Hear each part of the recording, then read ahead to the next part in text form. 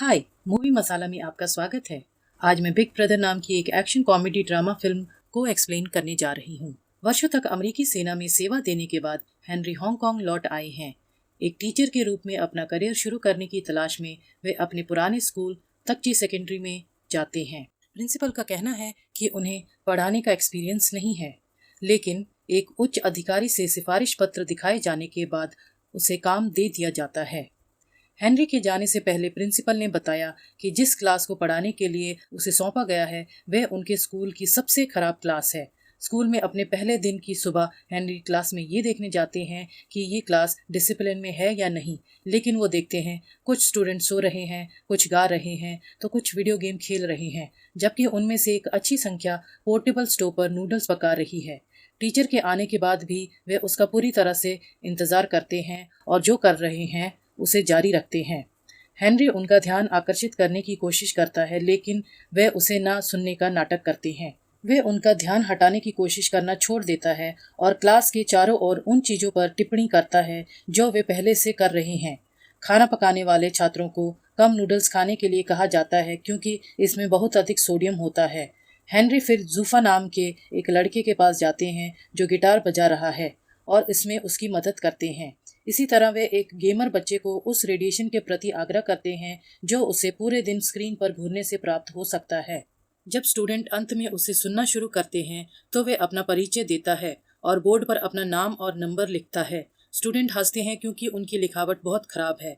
फिर स्टूडेंट में से एक कोई उसे बुलाता है और उसे क्लास छोड़ने के लिए कहता है, लेकिन हेनरी हंसता है। बच्चे फिर उसे अनदेखा करते हैं और उसके आने से पहले वाले कामों में लग जाते हैं।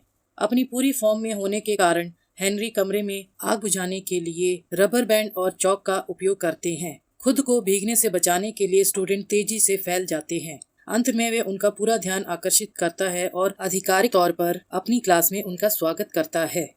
क्लास के बाद छोटी श्रेणी के 5 स्टूडेंट का एक ग्रुप गेम्स क्लास में सिगरेट पीने के लिए इकट्ठा होते हैं। ग्रुप के लीडर जैक का दूसरी क्लास की ए ग्रेड स्टूडेंट पर क्रश है। दूसरे लोग उसे उसकी तस्वीर को घूरते हुए देखते हैं और उसका मजाक उड़ाते हैं। स्कूल की बास्केटबॉल टीम के अमीर और बिगड़ैल बच्चे के साथ ग्रुप की हमेशा लड़ाई रहती है। वे गेम्स क्लास में प्रवेश करते हैं और हमेशा की तरह जैक का मजाक उड़ाते हैं क्योंकि वे गरीब है। बाद में बास्केटबॉल टीम प्रैक्टिस कर रही है जब जैक और ग्रुप उन्हें पास से देख रहा है। जैक कोर्ट में एक बोतल गिराता है जिससे टीम लीडर गिर जाता है। ग्रुप हंसता है, लेकिन स्कूल की इंग्लिश टीचर मिस लियांग द्वारा उसे हिरासत में ले लिया जाता है। हिरासत से बचने के लिए वे उनके साथ मजाक करते हैं और जब वे अपनी डेस्क की सफाई में व्यस्त होती है तो भाग जाते हैं। कहीं और स्कूल के प्रिंसिपल बिजी हैं क्योंकि शिक्षा बोर्ड उनकी ईयरली फंड का 20% काटने की योजना बना रहा है। बोर्ड के लोग स्कूल का दौरा करने के लिए आते हैं और निरीक्षण करते हैं कि फंड का उपयोग कहाँ किया जा रहा है। उसी समय हेनरी उस क्लास में प्रवेश करते हैं जहां स्टूडेंट ने उसके साथ शरारत करने के लिए पानी की एक बाल्टी लटका कर रखी थी, लेकिन उसकी सजगता गिरती बाल्टी की तुलना में तेजी से काम करती है और वे उसे दूर फेंकने में कामयाब होता है। जो स्टूडेंट उनका मजाक बनाने का इंतजार कर रहे थे वे हैरान रह गए। हेनरी जैक से सिगरेट का पैकेट मांगता है, ये जानते हुए कि वे धूम्रपान करता है। जैक बस उसे पैक सौंपता है इसी इंटरेस्ट से कि वे क्या करने वाला है। फिर हेनरी जूफा से सिगरेट में मौजूद 3 चीजों के नाम बताने को कहता है। जब वे प्रश्न का सही उत्तर देता है तो उस दिन के लिए कक्षा छोड़ने की अनुमति दे दी जाती है। हर कोई अपने डेस्क पर यही मांग करता है कि उन्हें भी क्लास छोड़ देनी चाहिए। जब वे रुकते हैं तो वे उन्हें एक सिगरेट थमाते हैं और उसकी छानबीन करने के लिए कहते हैं। हेनरी जानते हैं कि अगर वे केवल अपने स्वास्थ्य पर पड़ने वाले प्रभाव का उल्लेख करते हैं तो वे इसमें गंभीरता से नहीं लेंगे, इसलिए इसकी वजह वे उनसे सिगरेट पीने के परिणामों के बारे में पूछता है और बताता है कि उनके फेफड़ों में तार कैसे बनता है। पहली बार वे पढ़ाई पर ध्यान देते हैं और सच में सीखने में रुचि रखते हैं। घंटी बजने के बाद वे उन्हें सिगरेट वापस करने के लिए कहता है और स्टूडेंट अनिच्छा से सहमत होते हैं। उस दिन कैफेटेरिया में बास्केटबॉल टीम का कैप्टन जैक के एक दोस्त ब्रूस की टांग पे ट्रिप करता है। ये ग्रुप के बीच एक तर्क को जन्म देता है, जल्दी ही लड़ाई में बदल जाता है। वे एक दूसरे पर खाना और मेज फेंकते हैं, उस जगह को नष्ट कर देते हैं। बाद में हेनरी को सूचित किया जाता है कि उसकी क्लास के 5 स्टूडेंट को लड़ाई शुरू करने के लिए अस्थायी रूप से सस्पेंड कर दिया गया है। हेनरी ने जैक को पैसेज में अपने कॉम्पिटिटर से लड़ते हुए पाया और उन्हें रोक दिया। शांत होने के लिए कहा जाने पर जैक स्कूल पर गलत होने का आरोप लगाता है, क्योंकि अमीर बच्चों को कोई सजा नहीं मिलती है। स्कूल के बाद उस दिन हेनरी सभी 5 बच्चों की फाइलें खंगालता है ताकि उनके बारे में और अधिक जानकारी प्राप्त की जा सके। पहले लड़के का नाम जूफा है, जो एक पाकिस्तानी रिफ्यूजी का बेटा है, जिसके साथ उसकी जाति के कारण हमेशा भेदभाव किया जाता है। उस पर अक्सर उसके पड़ोस के पुलिसकर्मी चोरी करने का आरोप लगाते हैं। जूफी की जिंदगी में एक ही ख्वाहिश है कि वे एक संगीतकार बने। दूसरी स्टूडेंट दीनन नाम की एक लड़की है। अपने पिता के लिए अपने जन्म से ही निराशा थी, क्योंकि वे हमेशा एक बेटा चाहते थे। उसका पूरा जीवन अपने पिता का सम्मान हासिल करने की कोशिश में निकल गया है। उसने अपने बाल भी छोटे कर लिए और लड़के होने का नाटक करने के लिए कारों से खेलती थी। फिर भी उसके पिता को उसकी कोई परवाह नहीं है, जबकि वे उसके छोटे भाई को राजकुमार की तरह मानते हैं। फिर ब्रूस और क्रिस नाम के भाई हैं। उनकी माँ एक आदमी के साथ भाग गई जब वे केवल बच्चे थे, जिसने उनके पिता को शराबी बना दिया। बड़े होने पर भाइयों के पास केवल एक दूसरे पर भरोसा करने के लिए था। असलियत से बचने के लिए ब्रूस वीडियो गेम के प्रति जुनूनी हो गया, जबकि क्रिस ने परिवार के लिए पैसा कमाने के लिए एक किराने की दुकान पे कड़ी मेहनत की। अंत में हेनरी को जैक के परिवार के बारे में कोई जानकारी नहीं मिली। अगले सीन में हम देखते हैं कि जैक एक रेस्टोरेंट में वेटर के रूप में काम कर रहा है। एक एमएमए सट्टेबाज जियांग अपने बिजनेस पार्टनर के साथ रेस्टोरेंट में आता है। जब जियांग नहीं देख रहा होता तो जैक उसका फैंसी लाइटर चुरा लेता है, लेकिन पकड़ा जाता है। जैक का आईडी चेक करने पर जियांग के लोगों ने उसकी पिटाई कर दी। ये पता लगने के बाद कि वे एक स्टूडेंट है, इसलिए वे उसे कुछ पैसे देता है और उसे भोजन देने वाले के रूप में नौकरी की पेशकश करता है। कहीं और हेनरी जूफा के घर जाता है और उसे टिकट चोरी करने के बाद अपने पिता और उसके साथियों से दूर भागते हुए पाता है। पहले तो वे उसकी मदद करता है, लेकिन ये पता लगने के बाद कि उसका पीछा क्यों किया जा रहा है, वे उसके पिता का पक्ष लेता है। फिर वे और जूफा पुल पर घूमने आते हैं।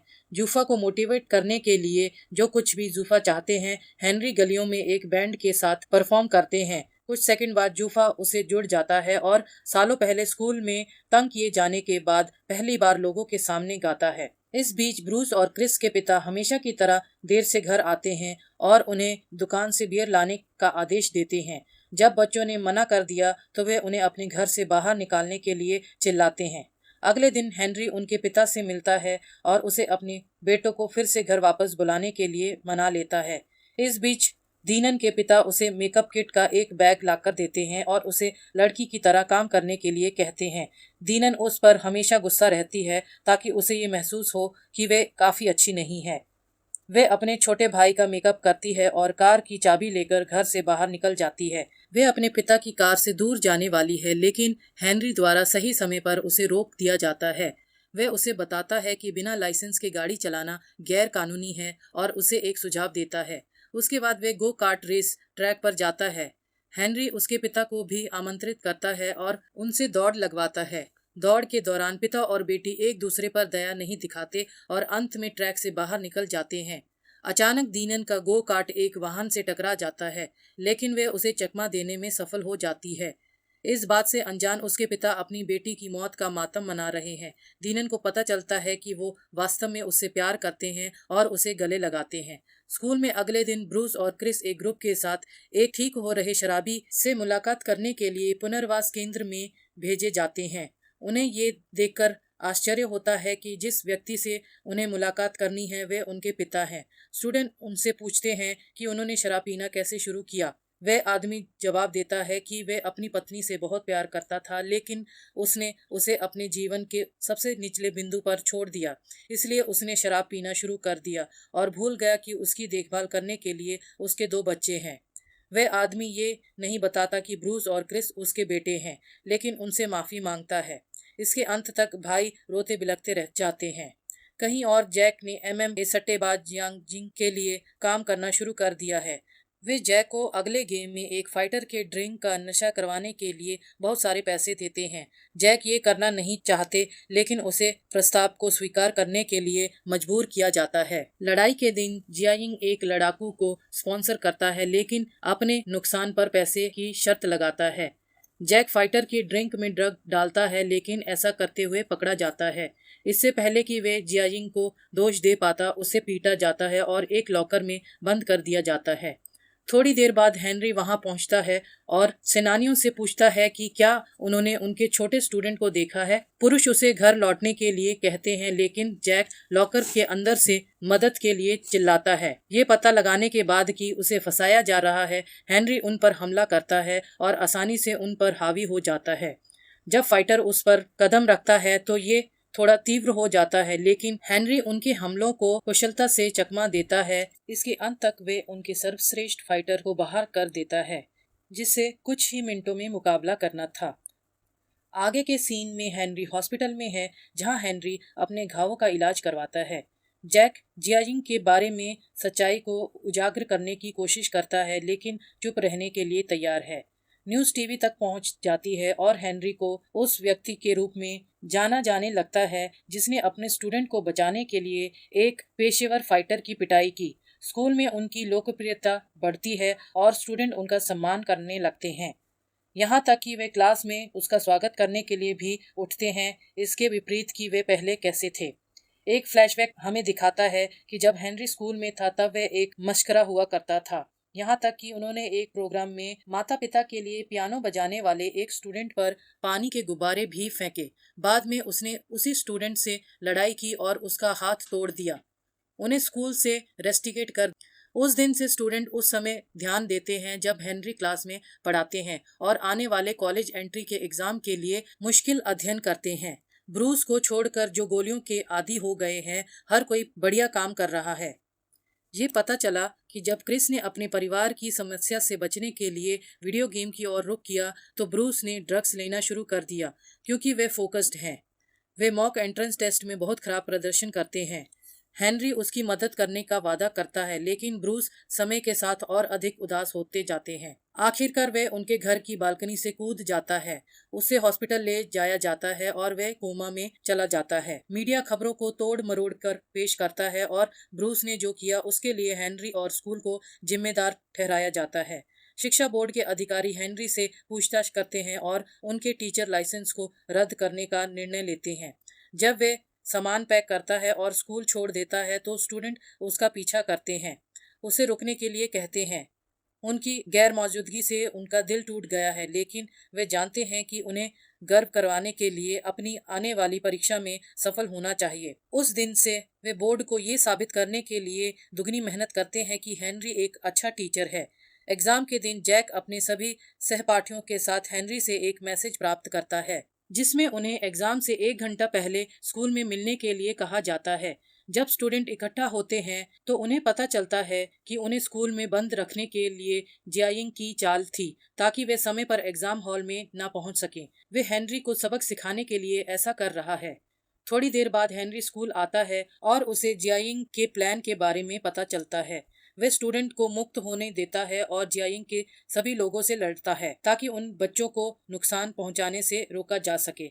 सब बच्चे भाग जाते हैं और जल्दी से एग्जाम हॉल में जाते हैं जबकि हेनरी जियाइंग से लड़ता है। जब वे आमने सामने लड़ रहे होते हैं तो जियाइंग ने खुलासा किया कि वह वही व्यक्ति था जिसे हेनरी ने छोटे होने पर पानी के गुब्बारे फेंके थे। ये पता चला है कि जियाइंग का हाथ टूट गया था। वह एक बड़े संगीत कंपटीशन करने में सक्षम नहीं था। घटना के बाद से उसने एक पियानो को नहीं छुआ है और हेनरी को उसके सपनों को बर्बाद करने के लिए दोषी ठहराया है। हेनरी उसके साथ तर्क करने की कोशिश करता है लेकिन उस पर फिर से हमला किया जाता है। वह चाकू पकड़ने के लिए संघर्ष करता है। अंत में हेनरी उसे मारने के लिए हाथ पीछे करता है लेकिन उसे मारता नहीं है। जब वह छोटा था तब उसने जो किया उसके लिए वह माफी मांगता है और चला जाता है। स्टूडेंट सही समय पर एग्जाम हॉल पहुंचते हैं और एग्जाम पूरा करते हैं। कुछ हफ्तों के बाद वे बहुत खुश होते हैं।